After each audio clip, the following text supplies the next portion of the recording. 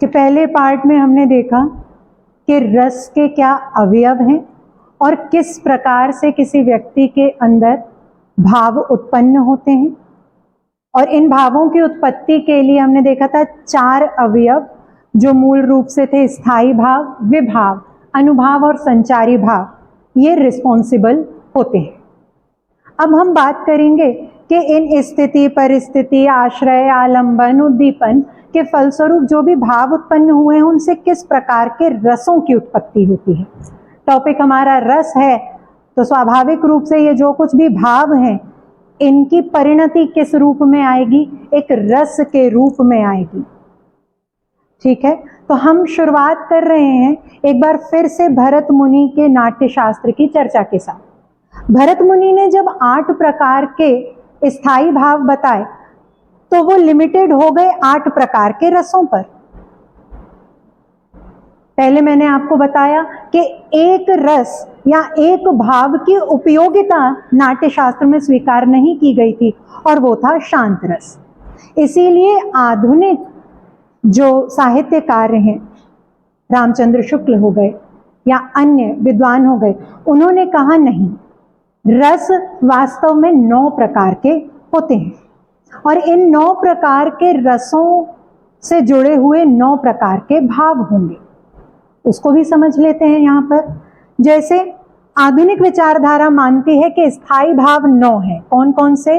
रति, हास, शोक, उत्साह, क्रोध, जुगुप्सा या घृणा, भय, आश्चर्य या विस्मय और निर्वेद।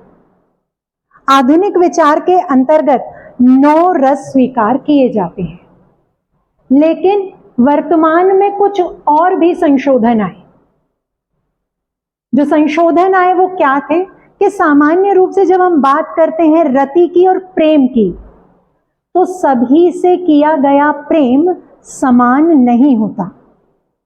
नायक नायिका का प्रेम अलग है, माता और पुत्र पुत्री का प्रेम अलग है, ईश्वर का भक्त के साथ जुड़ाव और भक्त का ईश्वर के प्रति प्रेम बिल्कुल अलग है। इसका मतलब है आधुनिक विचारकों ने ये कहा कि जिस भाव को या जिस स्थायी भाव को हम रति कह रहे हैं, इसमें भी क्या होना चाहिए, थोड़ा सा विभाजन होना चाहिए, एक कैटेगराइजेशन होना चाहिए। इसीलिए जो रति का भाव है, आधुनिक साहित्यकारों ने इसको 3 भागों में तोड़ दिया।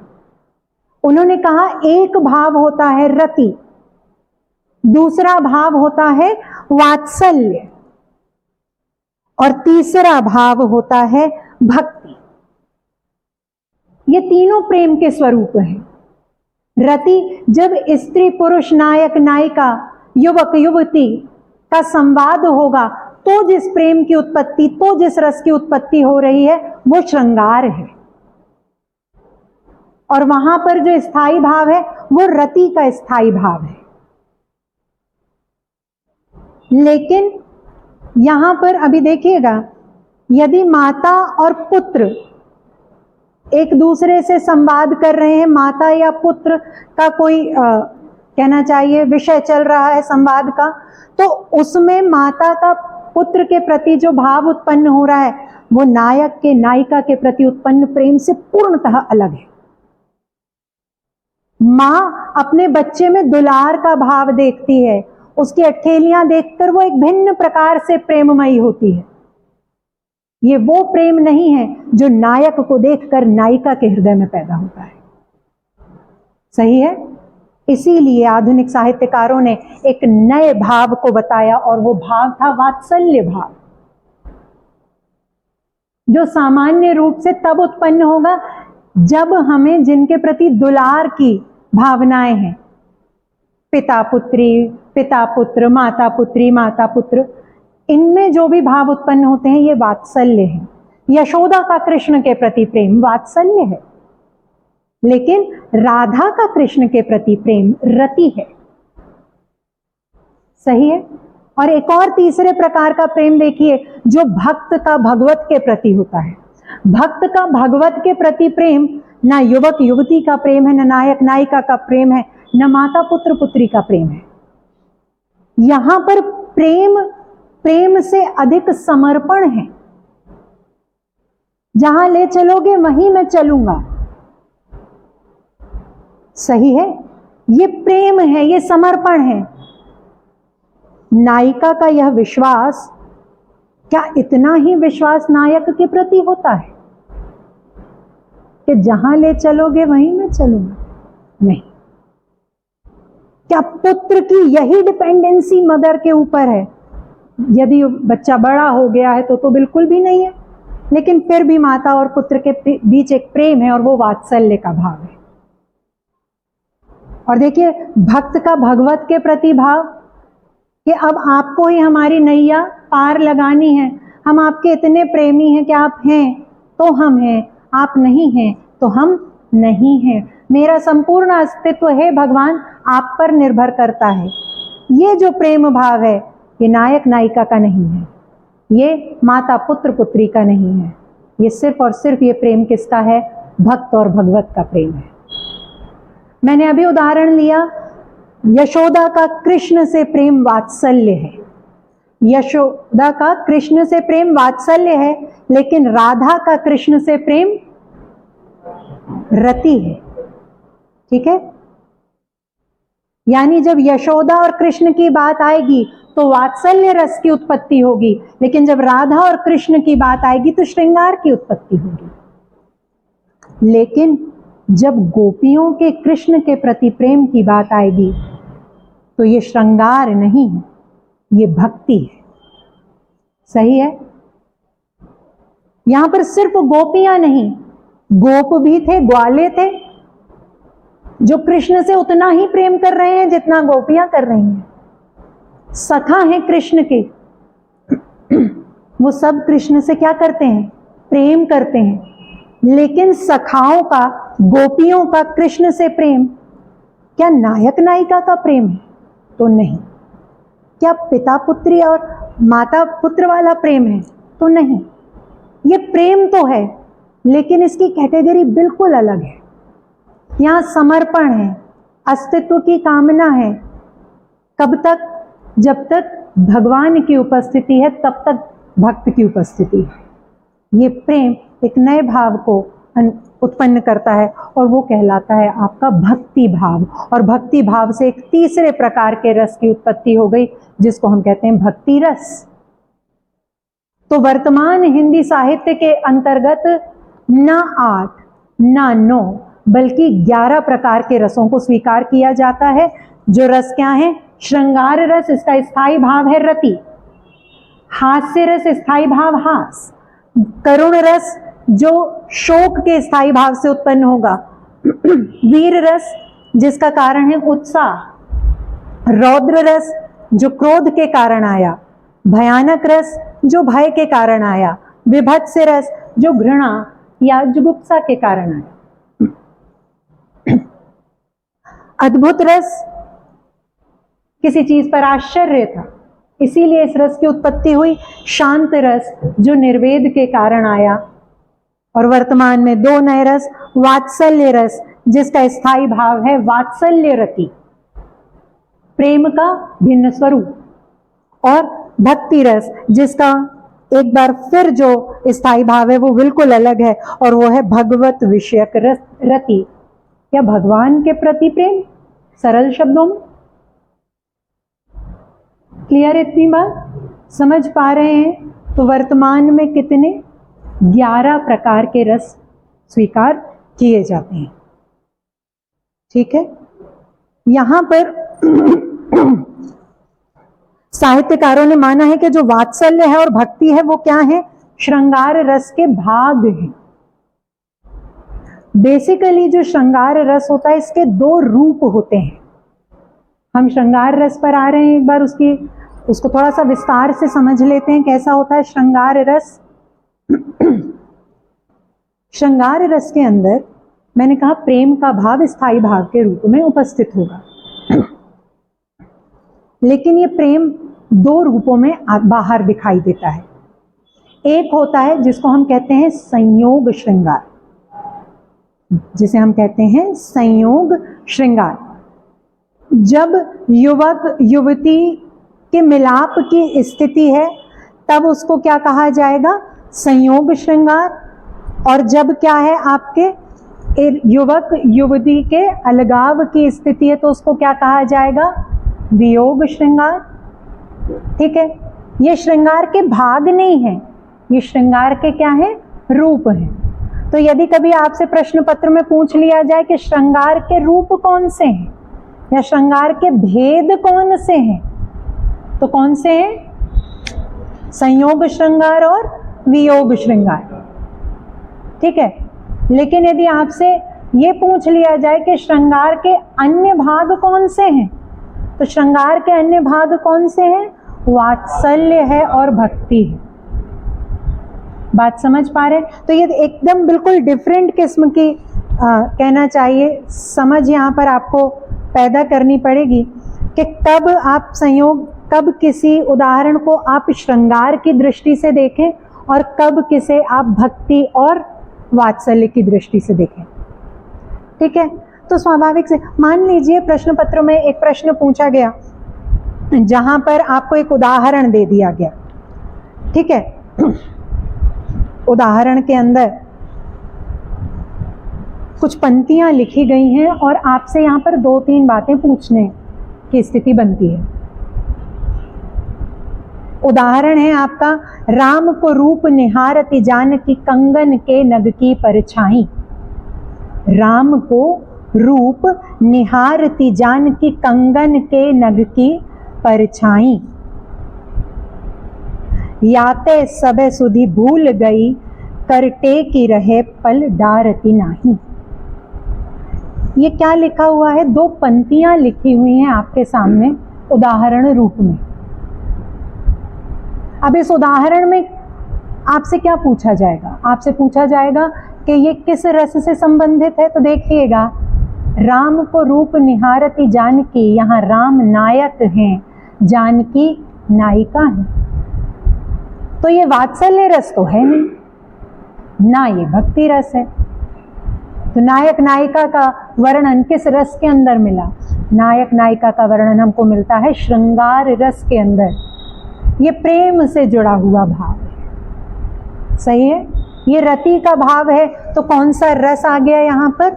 श्रृंगार रस आ गया। ठीक है ना? तो किस प्रकार का रस है, ये किस हिसाब से समझा जा सकता है? ये इस प्रकार समझा जाएगा कि किसका जो भी विषय चल रहा है या जो भी संवाद है वो किनके बीच है, उसमें कौन मुख्य भूमिका अदा कर रहे हैं। क्लियर है?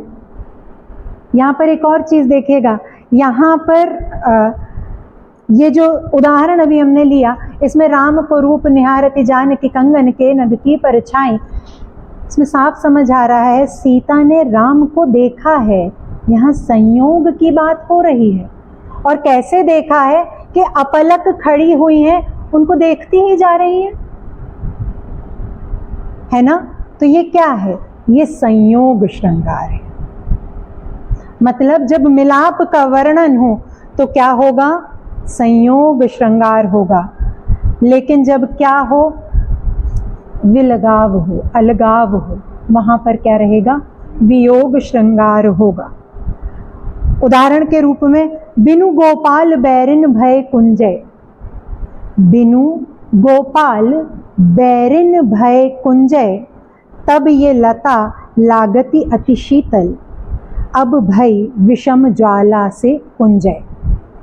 इसका हाँ, ये क्या है आपका? वियोग श्रृंगार।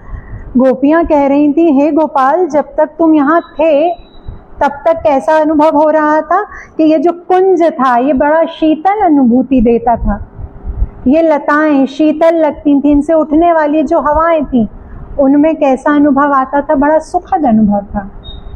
लेकिन अब कैसी है? तो बिनु गोपाल अनुभव कैसा है? अब भई विषम ज्वाला की पुंजय, मतलब अब ये ज्वाला के समान लगने लगी।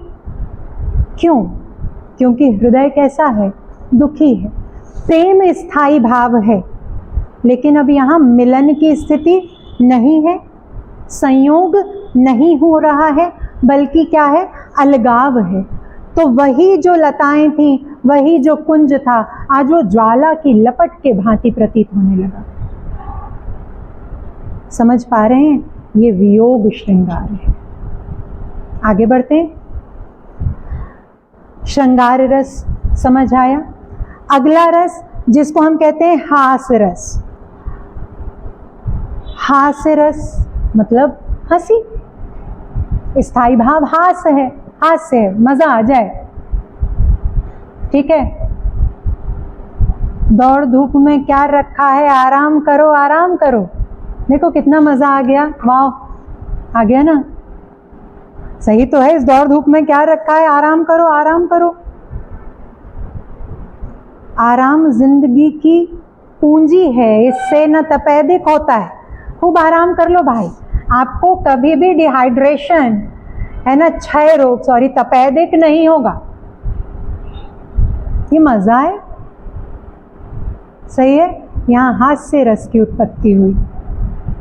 ठीक है, तो कोई भी ऐसा संवाद विषय जहां पर क्या आ जाए, चेहरे पर मुस्कान आ जाए, जिसको सुनकर मन में एक गुदगुदाहट पैदा हो जाए, वहां क्या होता है, आपका हास्य रस होता है। और ये सामान्यतः कब होता है, किसी की वेशभूषा देखकर, हंसी मजाक की बातें सुनकर, कुछ वैचित्र्य देखकर। वैचित्र्य का मतलब है जैसे कोई ऊटपटांग तरीके से ड्रेसअप होकर आ जाए, ठीक है, तो आप उसको देखकर हंस देंगे।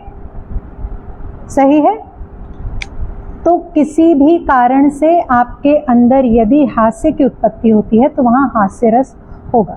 ये पंक्तियां अपने आप में हास्य उत्पन्न करा देती हैं। जैसे कानों ते कानों मत कहो, कानों ते कानों मत कहो, कानों जाएगो रूठ। देखो, कानों कान बात मत करो, कान गुस्सा हो जाएगा। कान गुस्सा होता है किसी का? नहीं ना। ठीक है, हौले हौले पूछ ले, तेरी कैसे गई फूट।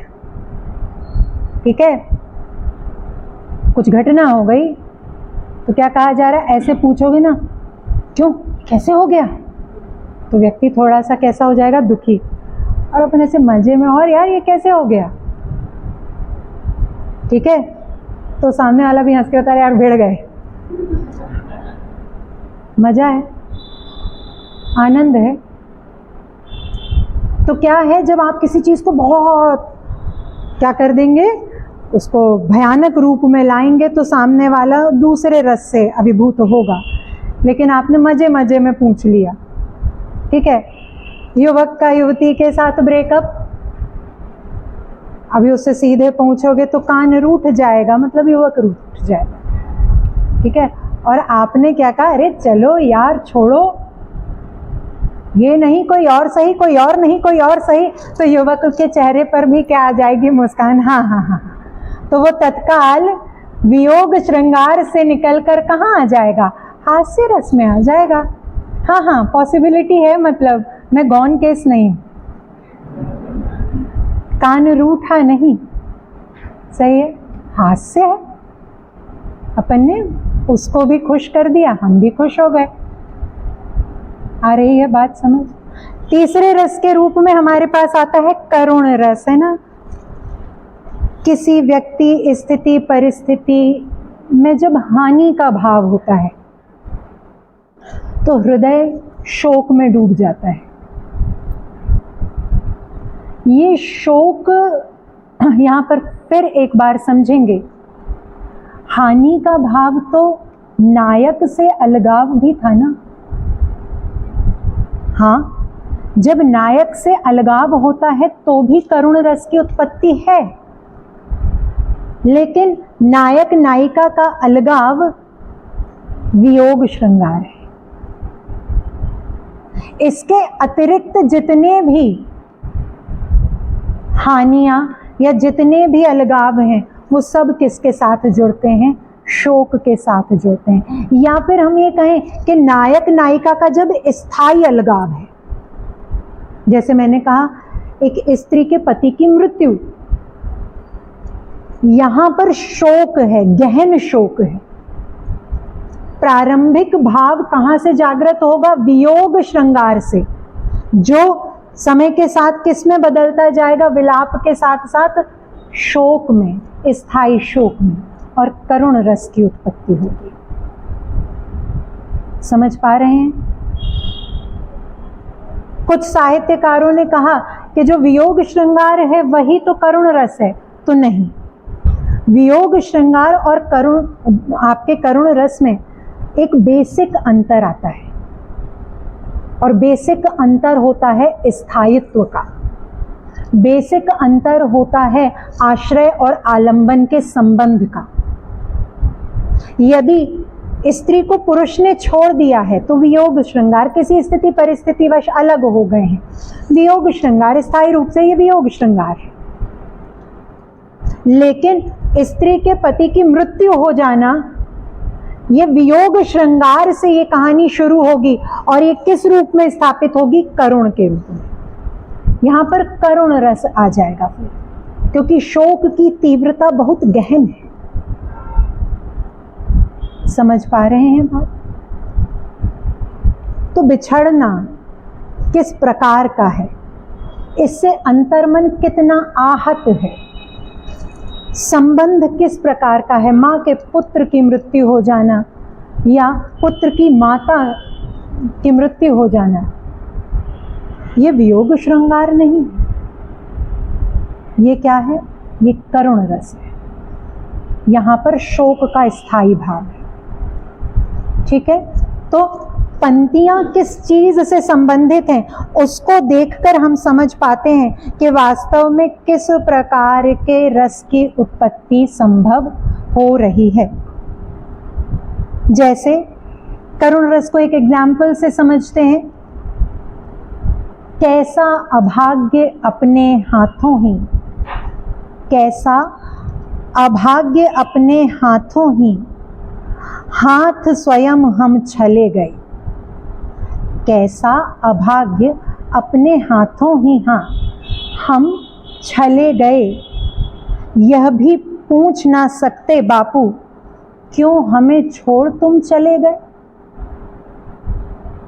एक पुत्र अपने पिता के प्रति विलाप करते हुए कह रहा है कि पिताजी, ये अवसर तक नहीं मिला कि हम आपसे पूछ पाते कि हमारी क्या गलतियां थी, हमसे ये कैसी नाराजगी कि आप हमें छोड़कर चले गए। वह पुत्र जो अपने पिता के साथ रह रहा था लेकिन शायद उपेक्षित व्यवहार कर रहा हो, आज वो स्वयं इतना शोकाकुल है कि वो कह रहा है कि पिताजी, हमें अवसर तो दिया होता हमारी गलतियां सुधारने का, हम पूछ ही नहीं पाए, कुछ जान ही नहीं पाए और आप चले गए। समझ रहे हैं? देखिए, ये शोक का भाव, क्या ये आपके अंदर श्रृंगार पैदा कर रहा है? वियोग श्रृंगार आ रहा है क्या? नहीं, ये भाव बिल्कुल अलग है वियोग श्रृंगार से। समझ पा रहे हैं? ये बेसिक डिफरेंस होता है वियोग श्रृंगार और करुण रस का।